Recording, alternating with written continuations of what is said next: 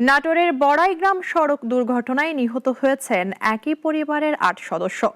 মাইক্রোবাসে চড়ে অসুস্থ পুত্রবধূকে দেখতে যাওয়ার পথে ভুল পথে আসা সিমেন্ট বোঝাই ট্রাকের সংঘর্ষে নিহত হন তারা। নিহতদের পরিবারে চলছে শোকের মাতম।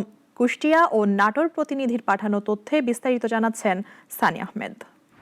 দুই ছেলে প্রবাসী, সম্প্রতি বড় ছেলের স্ত্রীর হয়েছে অপারেশন, তাই তাকে দেখতে পরিবারের অন্যান্য সদস্যদের নিয়ে কুষ্টিয়া থেকে সিরাজগঞ্জে যাচ্ছিলেন ৫৫ বছর বয়সী জাহিদুল ইসলাম।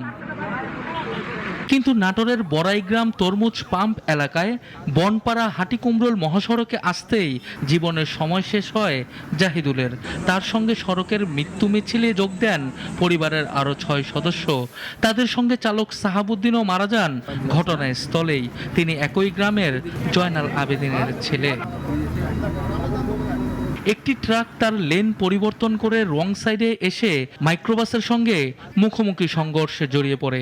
এতে ঘটনাস্থলেই ৫ জন এবং হাসপাতালে চিকিৎসাধীন অবস্থায় মারা যান আরও ৩ জন। আমরা বিকট আওয়াজ শুনে এখানে আসা পরে দেখি যে হচ্ছে এখানে মাইকো চূর্ণ বিচ্ছিন্ন হয়ে গেছে। যে ৮ জন যাত্রী ছিল, তার মধ্যে ৫ জন জায়গাতে স্পট ডেড। আমার বেটার বউ এই বাড়ি থেকে বড় বেটার বউ শহীদুলের বাড়ি থেকে জাহিদুলের বেটার বউ দেখতে যাচ্ছে। ছোট একটা বাচ্চা আছে, সেই বাচ্চাটাই নাকি বেঁচে আছে। ৫ জন স্পটে মারা গেছে, ১ জন হাসপাতালে, আর বাকি ৩ জনও গুরুতর অবস্থা আছে। তাদেরকে আমরা জেলা পুলিশ থেকে অ্যাম্বুলেন্স সরবরাহ করছি। তাদেরকে যদি উন্নত চিকিৎসার জন্য ঢাকা নিতে হয় অথবা অন্য কোথাও স্থানান্তর করতে হয় সেটা করা হবে। শোকের ছায়ায় স্তব্ধ নিহতদের গ্রাম। বাড়িতে চলছে আহাজারি ও মাতম। গ্রামবাসীর হৃদয়ে নেমে এসেছে গভীর শোকের ছায়া। সানি আহমেদ, নাগরিক।